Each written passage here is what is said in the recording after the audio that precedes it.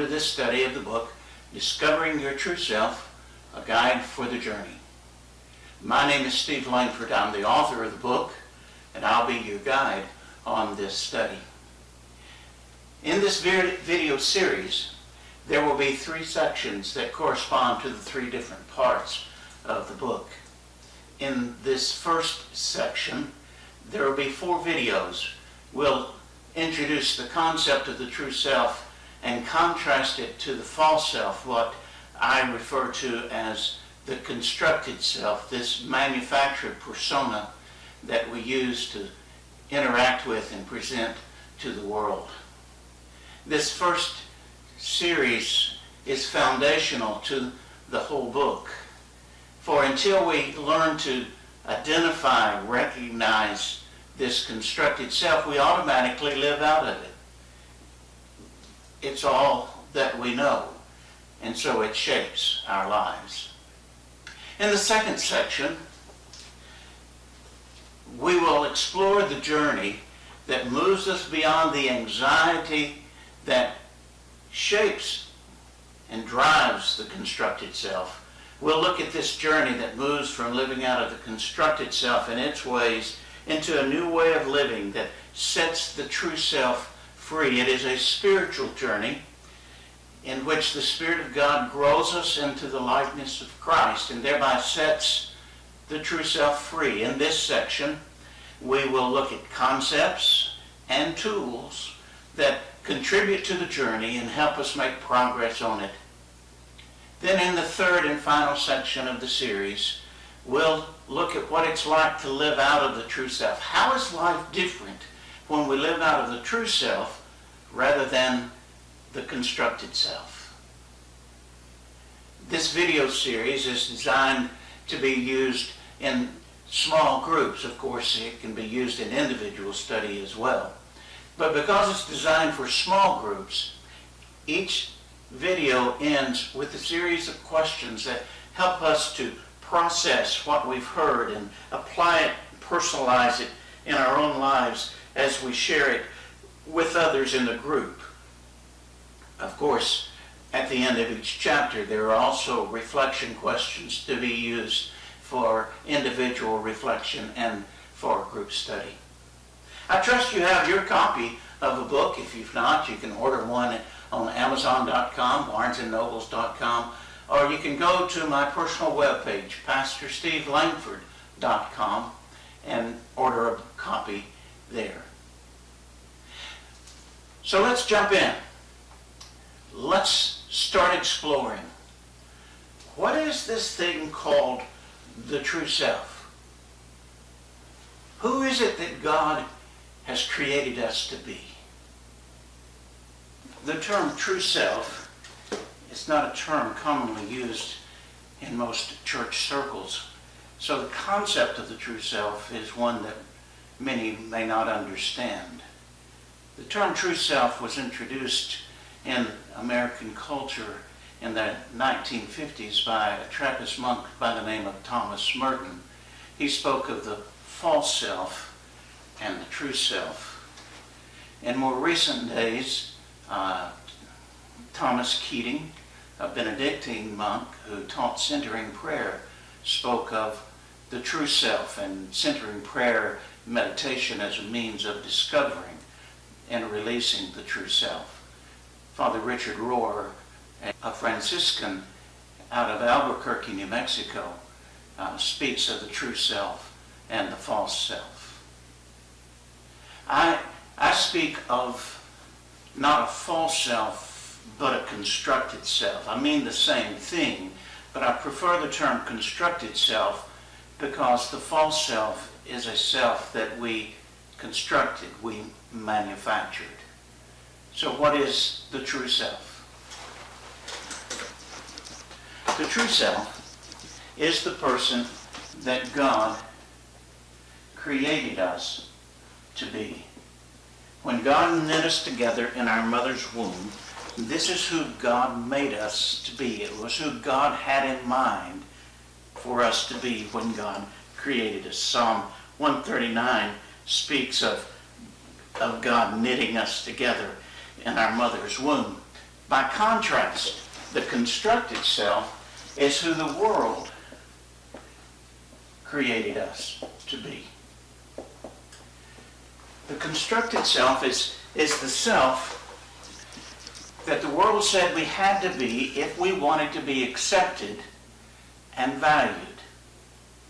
It is who the world told us to be. The true self is the self that is made in God's image.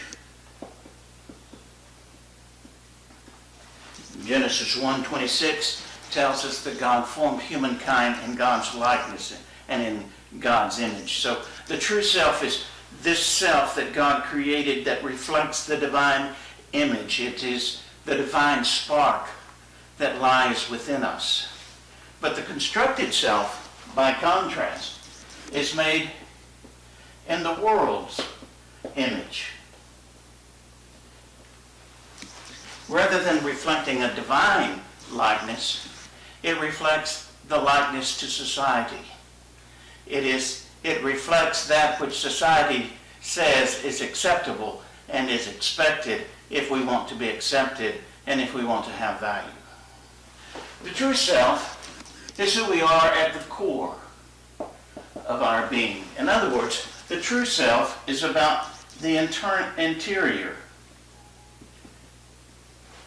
the internal realm. It is who we are that no one else can be.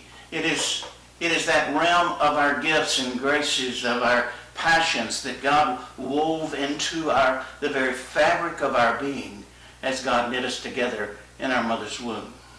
By contrast, the constructed self is about the external realm. Internal, external. It is about appearances, about external appearances. It is the persona that we present to the world. It is the face, the mask that we wear in order to be considered acceptable and valued. The constructed self is about behavior. This constructed self is a manufactured self.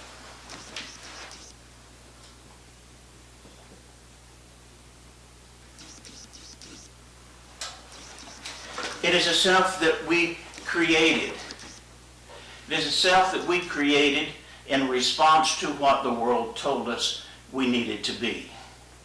We constructed this self, we manufactured this persona by conforming to the expectations and demands of the society in which we lived.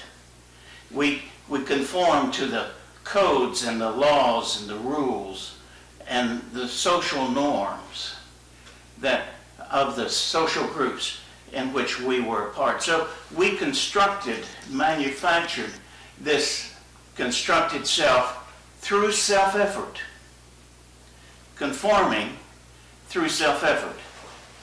Whereas the true self is released and discovered. It is not manufactured. It has to be discovered, and in that discovery, released and set free. It has to be nurtured. It is not some way of measuring up to a set of expectations. It's simply developing and evolving and maturing into who God created us to be. And the means by which that being released and set free takes place is through spiritual journey, through the spiritual growth and development. As we grow in Christ, we will discover that the true self begins to be discovered and begins to evolve. The true self begins to be released and set free through spiritual progress. Whereas the constructed self is based upon self-effort.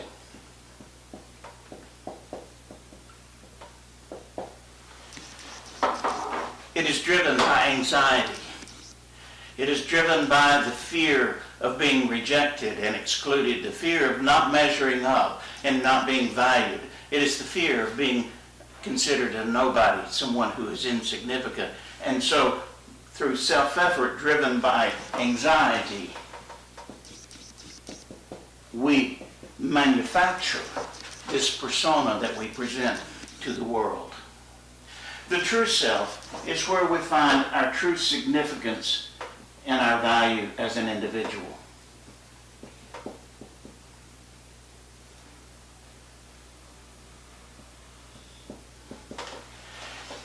It is where we find meaning in life. For the true self is who we are. It is our unique self. It is where we find those gifts and passions that God created, designed into the very fabric of our being. And in those gifts and passions, we discover what we have to offer to the world.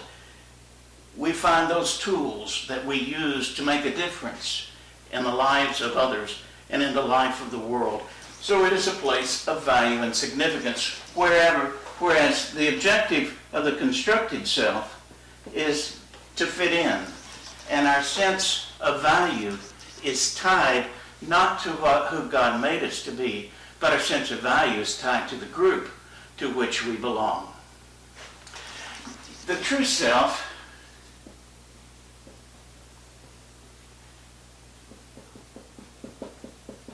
frees us to be authentic. It is marked by authenticity, by openness. It is marked by an integrity in which everything lines up. There's no pretense. Whereas the constructed self always has what is called a shadow. Those parts of ourselves that we hide, those parts of ourselves that we are afraid that if people knew, they would reject us, or they would shame us, or they would condemn us. This is the constructed self is driven by anxiety and lives with a deep fear of shame. It hides parts of itself. There is no authenticity to the constructed self. So this true self is the God-shaped self. It is the result of the Spirit's work within us. It is not just who God created us to be in God's image.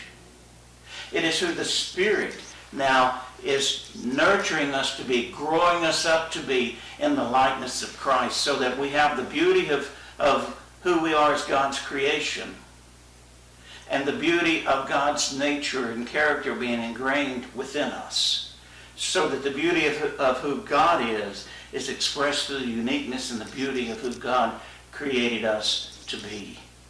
But whereas the true self is the work of the Spirit within us, the constructed self is the work of self-effort.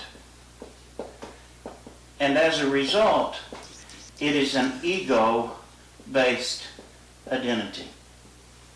It appeals to the ego. It is that of what I can do. And that ego then allows me to say that I'm better than others. And it leads to this whole way of thinking that we're going to explore later, of being better than and less than, because there's us and there is them. So the true self stands in contradiction to the constructed self. The true self is who God created us to be in God's image. It is set free as the Spirit works within us in this process of spiritual growth and development. Whereas the constructed self is the self that the world created by demanding that we measure up to, that we conform to the standards and expectations if we want it to be accepted or if we want it to be valued. And so it is rooted in self-effort, driven by the anxiety about fitting in and belonging. And it creates the shadow side within us. Now, you might notice that what I've described of the constructed self could be easily described as simply the socialization process. It is what we learn as we grow up. And indeed it is. It's a normal part of our growth process. The problem is that we get stuck there. We come to believe that this persona that we created, this constructed self, is all there is to us. It's who we really are. But it's not who we are. It is who the world said we needed to be. And so when we get stuck there, we never go beyond the constructed self. We never grow. We never become what God created us to be. Because of the strength of this constructed self, the true self is a hidden self. It is, in some situations, it is a disowned self. It is certainly, for most of us, an unknown self. It is a self that we are afraid to let other people see because of the fear of rejection, the fear of condemnation, the fear of judgment. You've experienced it. Haven't you had thoughts, feelings, desires that you were afraid to let other people know? Because if they knew what you were thinking or feeling or wanting, they would condemn you and judge you and reject you. You see, we have taken this self that God created us to be, and we've shoved it down into a basement, hiding it under a blanket of shame. That those things that we think and feel and desire are shameful or wrong. They're not what the world would approve. And so we have to rediscover this self that God created us to be. It has to be set free from this dungeon in which we have imprisoned it. And the way that freedom comes is as we walk in relationship with God, as we grow spiritually in Christ, as the Spirit of God helps us to grow. And as we grow in Christ's likeness, then the true self begins to be released and set free. But the power of the constructed self is strong. In fact, the constructed self is often an obstacle to discovering and releasing the true self. In fact, the stronger our constructed self, the more successful we are in our constructed self and the persona out of which we live, the more difficult it is to recognize the constructed self, to be willing to release it and move beyond it. I would suggest to you that this is the concept that Jesus was talking about when he said, if anyone wants to come after me, let them deny themselves, take up their cross, and follow me. Well, what is the self we deny? We deny the constructed self. The self that the world told us we needed to be if we wanted to be accepted, if we wanted to be valued. As long as we cling to our identity in the world, we can never discover the identity we have in Christ. For what will it profit a man if he gain the whole world and lose his own soul? What will it profit if a man, through self-effort, gains all the accolades and approval and applause, affirmation and wealth of the constructed self, but loses the true self who God created him to be? Jesus went on to say, but whoever will lose their life, the constructed self for my sake, will find it. They will discover the true self. The concept of the true self may be foreign and strange to us, but it is at the heart of the very heart of the spiritual journey and of the Christian life. As we grow in Christ, the Spirit calls us beyond the constructed self. The Spirit sets the true self free. It's what Paul meant when he said, don't be conformed to the pattern of this world. His language was, stop being conformed, for the world has already conformed us. Now we need to be transformed so the true self can be set free. So that brings us to the time of small group interaction. During this time, there are three things I would encourage you to do.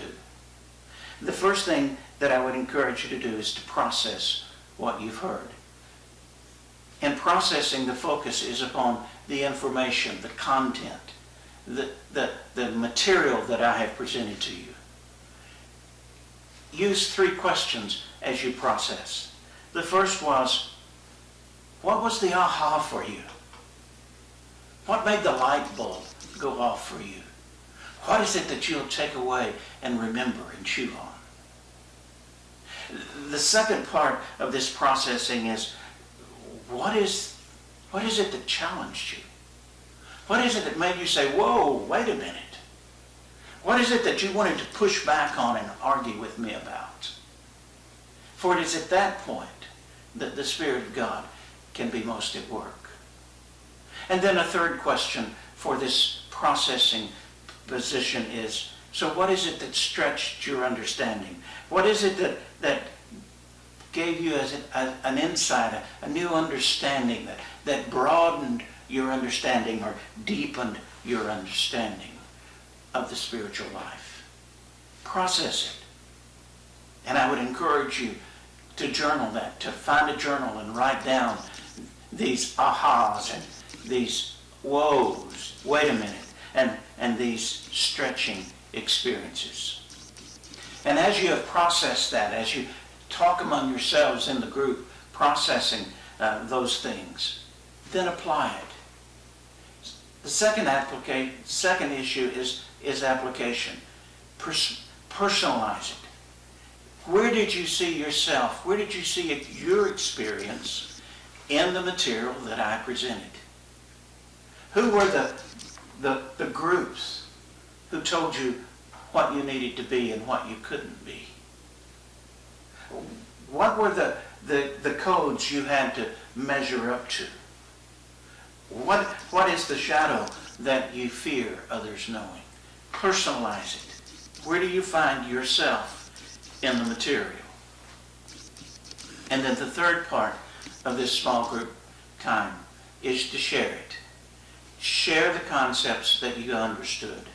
Share where you see it touches your life. Out of your sharing, then, take time to pray for one another. Tell each other how they can pray for you during this coming week. I look forward to getting together in session number 2. In session number 2, we'll look at this constructed self. We'll look at the materials we use to build this persona out of which we live. We'll look at the building materials of the constructed self. The material will come out, the thinking will come out of chapter 10. So until then, I trust that the Spirit of God will be at work within your group, that you will be aware of the Spirit's presence and open to the Spirit's work in your own personal life. May the peace of Christ be with you.